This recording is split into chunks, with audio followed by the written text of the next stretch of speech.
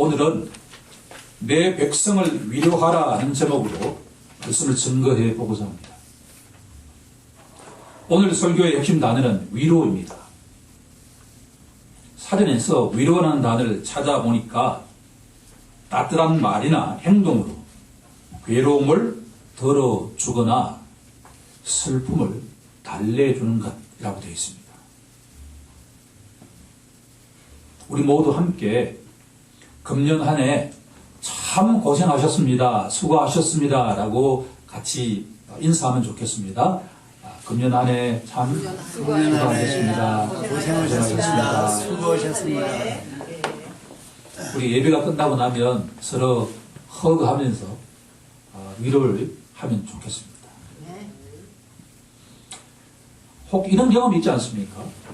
우리가 이런저런 모양으로 신자들은 고통의 순간이 있습니다. 정도의 문제죠. 그런데 교회 마당을 들어서고 난 뒤에 어떤 장로님, 어떤 집사님이 손을 꽉 잡아주면서 수고하셨다고. 어떻게 나를 알았지? 그 순간 이 어렸던 마음이 녹아내리는 그런 경험이 있지 않습니까?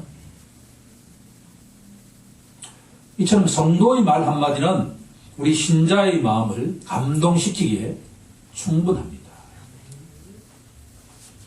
그런데 성도의 말 한마디가 이렇게 우리 어렸던 마음을 녹인다면 만군의 하나님, 천지 만물의 창조주 하나님이 너 금년 동안 참 수고했다, 고생했다 라고 말씀해 주신다 그러면 우리의 마음이 완전하게 녹지 않겠습니까?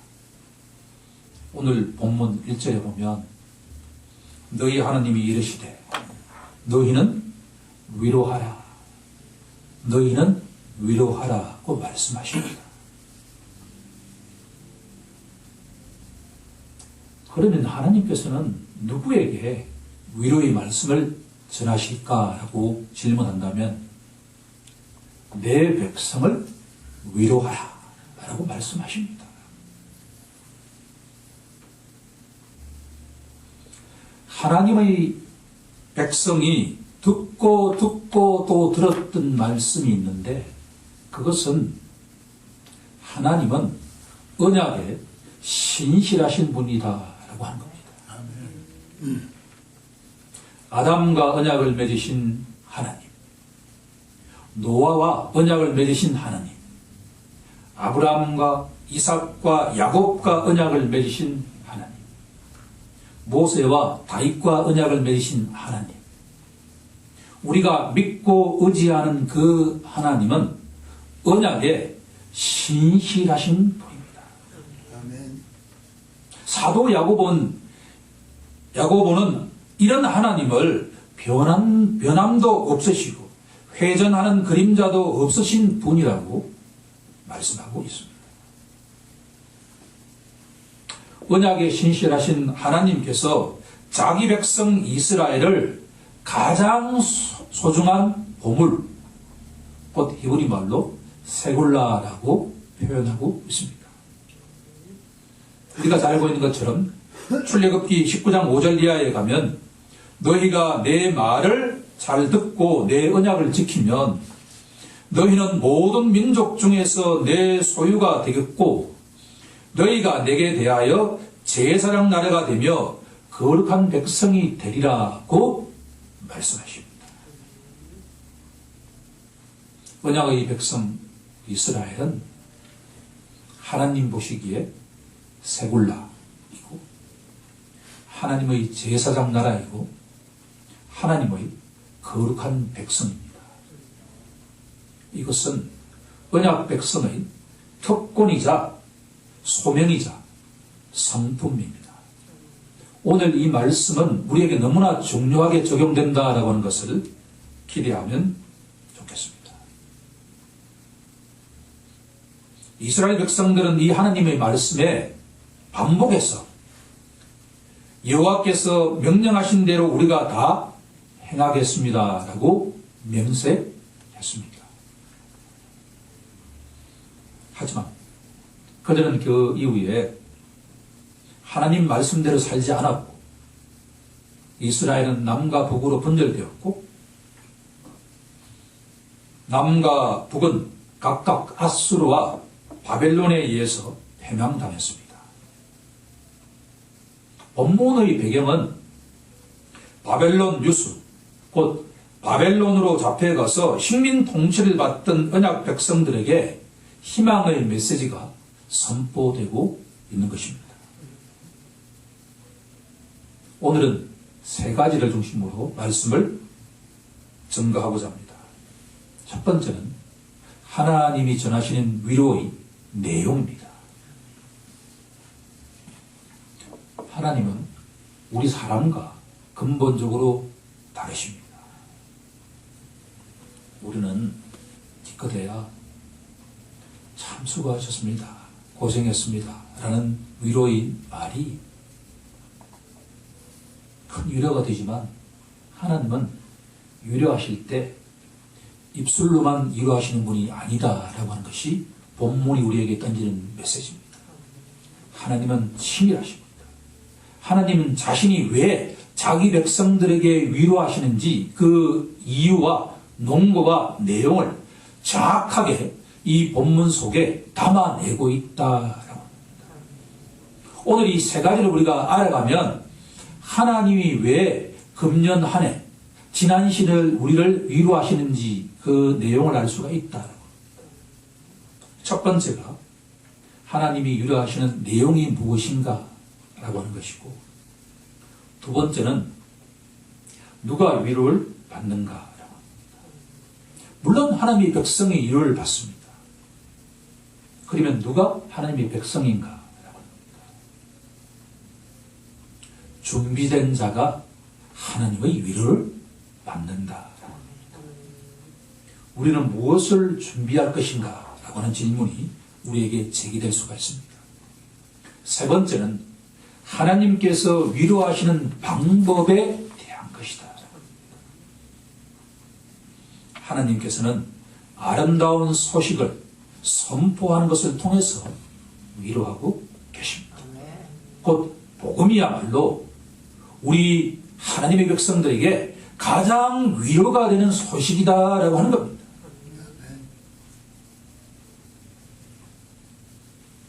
모든 육체가 하나님의 영광을 직접 바라보는 순간이 온다라고 하는 겁니다. 그것이 바로 하나님의 아들 독생자 예수 그리스도께서 이 땅에 성육신 하신다라고 하는 것이 인간의 가장 소망적인 소식이다라고 하는 겁니다. 지금부터 이제 하나씩 살펴보고자 합니다. 첫 번째는 하나님 위로의 내용에 대한 것입니다. 본문 2절에서 이렇게 선포하십니다. 너희는 예루살렘의 마음에 닿도록 선포해라 라고 말씀하십니다. 하나님의 성전이 있는 예루살렘의 의인화에서 그 마음에 닿도록 위로하라는 것입니다. 바벨론 포로로 잡혀간 이스라엘 백성들은 바벨론의 압제로부터 온갖 고통을 받고 있고 상처받은 마음이 너무나 심하기에 하나님께서는 그들에게 상처받지 않도록 친절하게 위로하라는 것입니다. 지금 이 순간에도 우리가 알지 못하는 그곳에서 수많은 영혼들이 지치고 곤비한 상태에서 힘들어하고 있습니다. 하나님의 제사장 나라인 우리 그리스도인들은 그들에게 위로할 때 어떻게 위로해야 될까라고 하는 것이 첫 번째 우리에게 던지는 메시지입니다. 그들 마음에 닿도록 위로하라라고 하는 겁니다. 그러기 위해서는 고통받는 영혼들을 향한 긍휼의 눈이 필요한 줄로 믿습니다.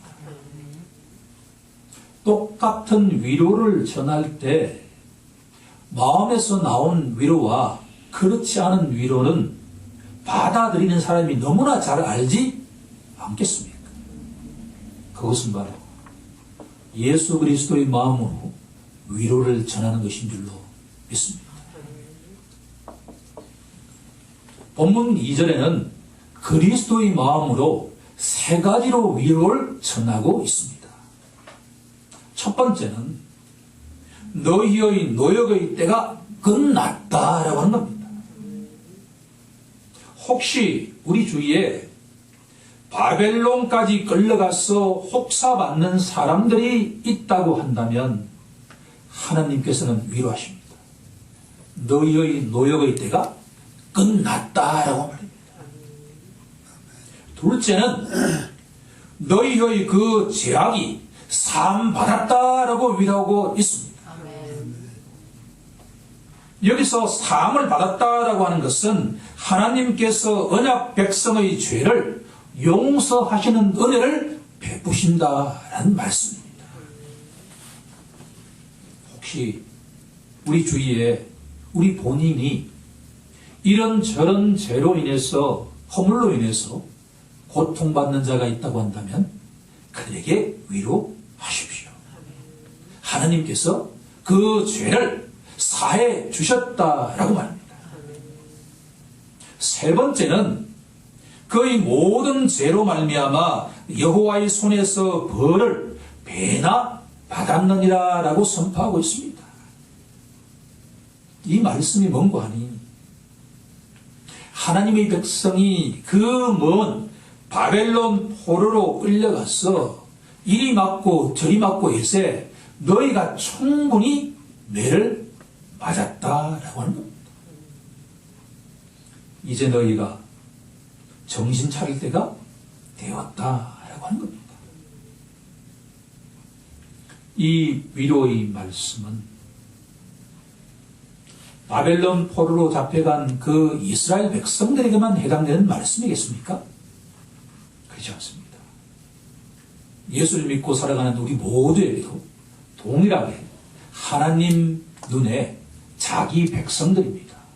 그렇다면 위로의 말씀이 우리 모두에게 적용되는 것인 줄로 믿습니다. 여기서 우리가 한 가지 질문을 던져보아야만 합니다. 하나님께서는 왜 이스라엘 백성들에게 상종적인 위로의 말씀을 전하고 계실까요?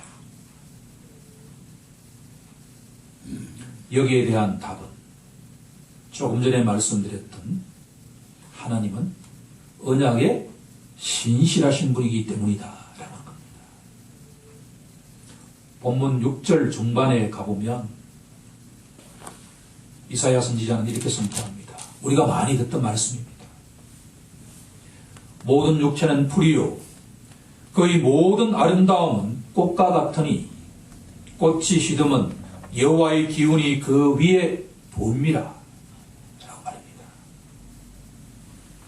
이 본문은 제가 인생의 덧없음을 말하는 대표적인 성경 구절로 인용했던 바가 있습니다. 하지만 본문이 말하는 말씀은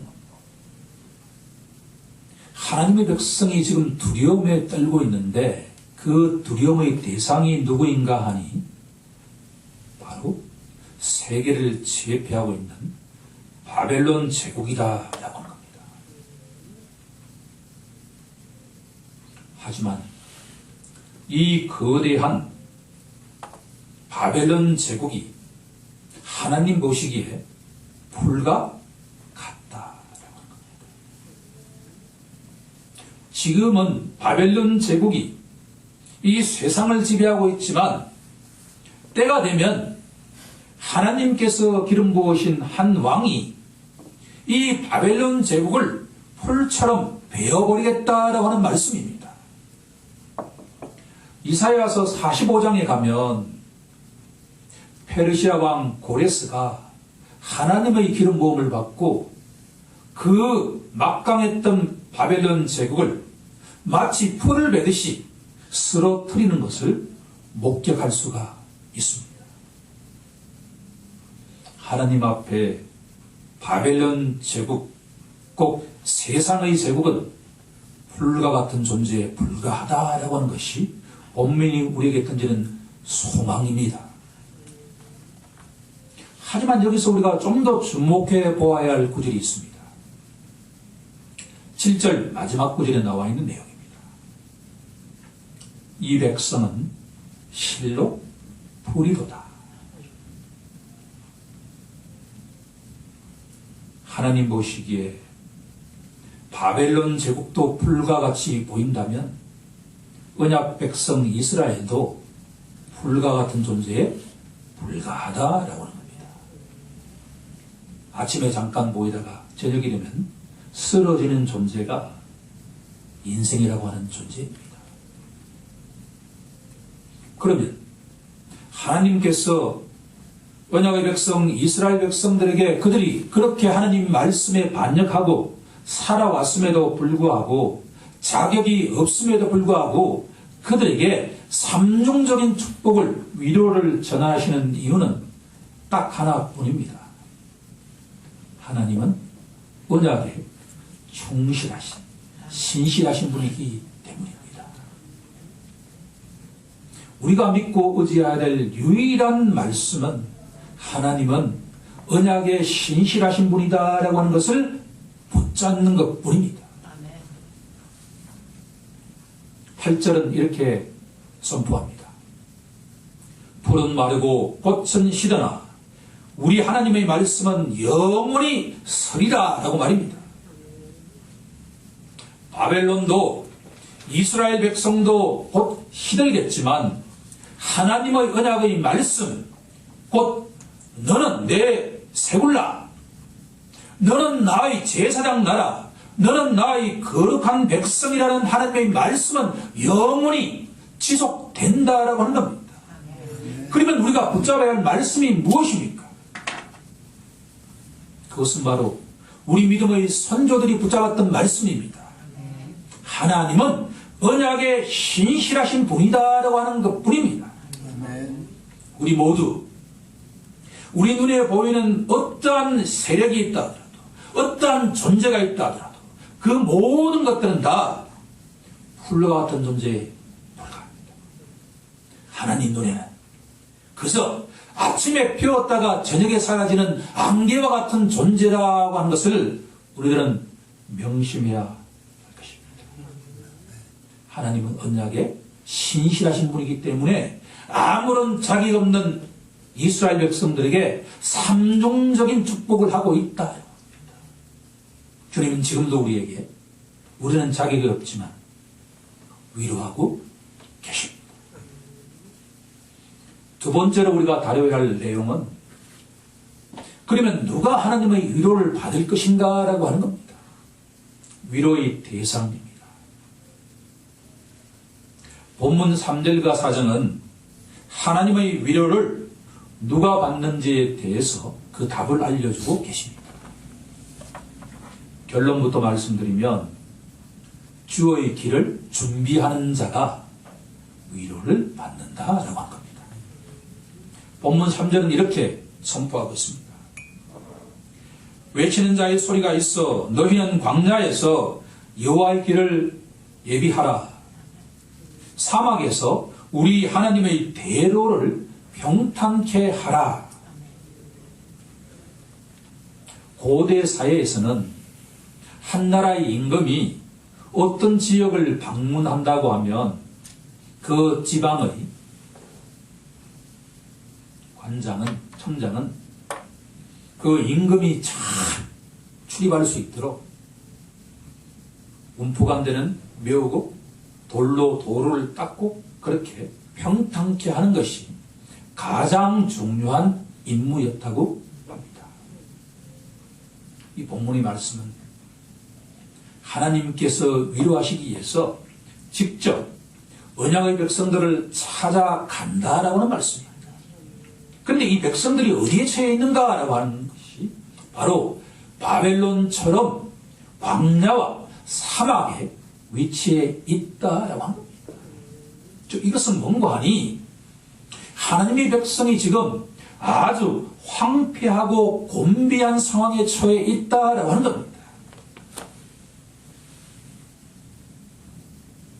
그런데 우리 하나님의 백성이 준비해야 될 것이 하나가 있는데 그것은 바로 여호와의 길을 준비하라.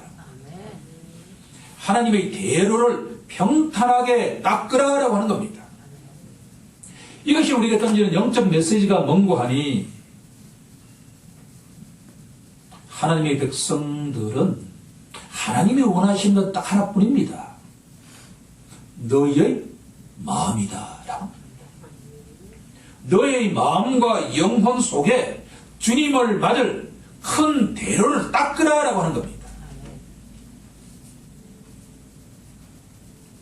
하나님께서는 주의 백성들의 그 부패한 마음이 아니라 깨끗하고 청결한 마음을 원하십니다. 그럴 때 그 거룩하시고 의로우신 하나님께서 우리의 마음 속에 임재하실 수 있는 것입니다. 우리가 죄된 속성 속에서는 절대로 하나님을 받아들일 수가 없습니다. 하나님께서 황폐한 광야나 사막을 찾아오시는 그날 골짜기는 도도해질 것이고 산과 언덕은 낮아질 것이며 고르지 아니한 곳이 평탄케 되고 험한 곳이 평지가 될 것입니다. 이것이 의미하는 것은 마태복음 3장 3절을 통해서 우리가 알아낼 수가 있습니다. 마태복음 3장 3절에 가면 광야에 외치는 자의 소리가 있어 이르되 너희는 주의 길을 준비하라 그가 오실 길을 곧게 하라 라고 외치고 있습니다. 여기서 우리들은 세 가지의 의미를 찾아낼 수가 있습니다. 이사야 본문 40장 3절에서 말하는 외치는 자의 소리여 라고 하는 이 장본인이 누구냐라고 하는 겁니다. 바로 침례자 요한이다 라고 하는 겁니다. 이 이사야 선지자가 이 말씀을 선포한 지 600년이 지나고 난 다음에 광야에 외치는 자의 소리가 나타났습니다. 바로 침례자 요한입니다. 두 번째로 여호와의 길은 무엇인가 라고 하는 겁니다. 바로 하나님의 아들 예수 그리스도께서 이 땅에 오신다. 바로 여호와의 길은 주의 길이다라고 하는 것을 알 수가 있다라고 하는 겁니다. 세 번째로 하나님의 위로를 받는 자가 누구인가라고 하는 질문에 답을 하고 있습니다. 바로 예수 그리스도께서 오시는 길을 잘 준비하는 자다라고 정리할 수가 있습니다. 그러면 어떻게 하면 주의 길을 준비할 수 있을까라고 질문한다면 그것은 바로 우리가 지금까지 우리 마음이 부패한 마음이었다라고 하는 것을 인정하는 것에서 시작해야 된다라고 하는 겁니다. 사람은 우리가 마음에도 없으면서도 우리에게 위로를 전할 수가 있습니다. 하지만 하나님의 위로는 우리와 근본적으로 다르다라고 하는 겁니다. 주님이 오시는 그날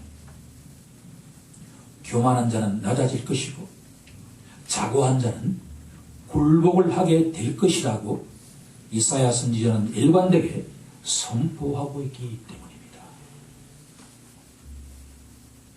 이사야서 2장 11절에 가면 그날에 눈이 높은 자가 낮아지며 교만한 자가 굴복하고 라고 선포하고 있기 때문입니다. 하나님의 위로를 받는 자가 되기 위해서는 자고한 마음에서, 높은 마음에서 겸손한 마음의 소유자로 바뀌어야 된다. 겸손한 마음은 바벨론까지 잡혀간 이유가 자기 죄 때문이다라고 하는 것을 인정하는 자입니다. 이제 자기 스스로의 힘으로는 절대로 살아갈 수 없는 존재다라고 하는 것을 인정하는 자가 바로 겸손한 마음의 소유자입니다.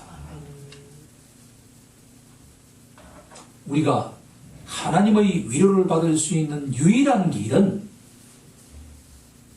하나님께 우리의 마음이 겸손한 마음이 되게 해달라고, 가난한 마음이 되게 해달라고 기도하는 것입니다. 우리가 겸손한 마음이 될 때 하나님께서는 우리에게 삼중적인 위로를 전달하시고 성취된다라고 하는 것을 기억하길 간절히 소망합니다. 이제 가장 중요한 세 번째 내용에 이르렀습니다. 하나님께서 자기 백성을 위로하시는 방식에 대한 것입니다.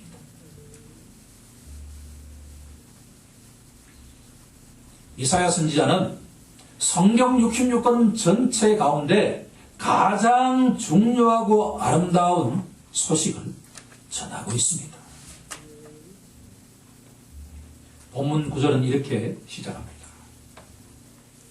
이 아름다운 소식을 시온에 전하라. 이 아름다운 소식을 예루살렘에 전하라라고 말합니다. 과연 바벨론 포로로 잡혀간 이스라엘 백성들에게 가장 좋은 소식은 무엇일까요? 어떤 이는 어차피 우리가 식민 통치를 받고 있으니 이 바벨론 땅에서 좋은 집과 좋은 음식을 먹으며 행복하게 살게 해달라고 기대할 수도 있을 것입니다.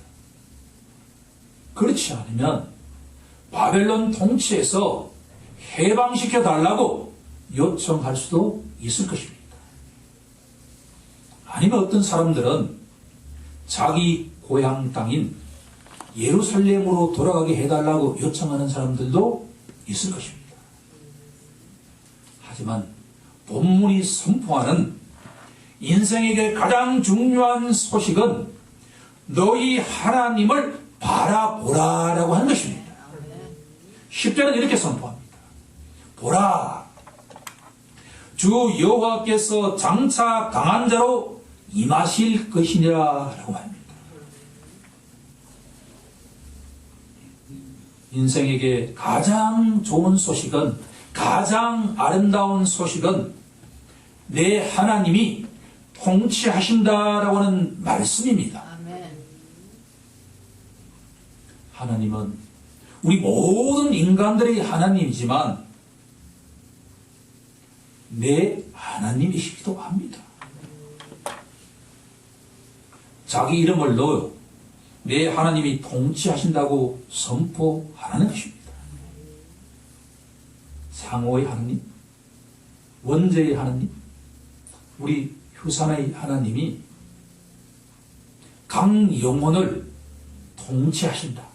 이 말씀이 인생에게 가장 아름다우고 복된 소식이다라고 하는 겁니다. 그 다음 모든 물질과 모든 권세는 그저 부차진 것에 불과하다라고 하는 겁니다. 더구나 인생에게 가장 위로가 되는 소식은 하나님 나라의 시민이 된다라고 합니다. 천국 시민이 되었다라고 하는 소식보다도 더 좋은 인간에게 소식이 과연 있겠냐라고 하는 겁니다. 우리 인생이 아침에 비었다가 저녁에 지는 그 풀과 같은 존재인데 하나님 나라의 통치를 받는 시민이 되었다라고 하는 그 소식보다도 더 영원한 소식이 있겠냐라고 하는 겁니다. 이게 이사야 선지자가 성경 66권이 우리에게 던지는 메시지입니다. 예수를 믿는 자는 여기에 아멘이라고 하답할 것입니다. 하지만 예수를 믿지 않는 세상 사람들의 눈에는 화려한 집이 눈에 들어올 것입니다. 화려한 세상의 권세가 들어올 것입니다. 하지만 예수 믿는 자는 그 모든 것들을 뒤로 하고서 사도 바울처럼 예수님과 내가 함께 할 수 있다라고 하는 그것이 우리 인생에게 가장 소중한 선물인 줄로 믿습니다. 이사야서 52장 7절은 이렇게 선포합니다.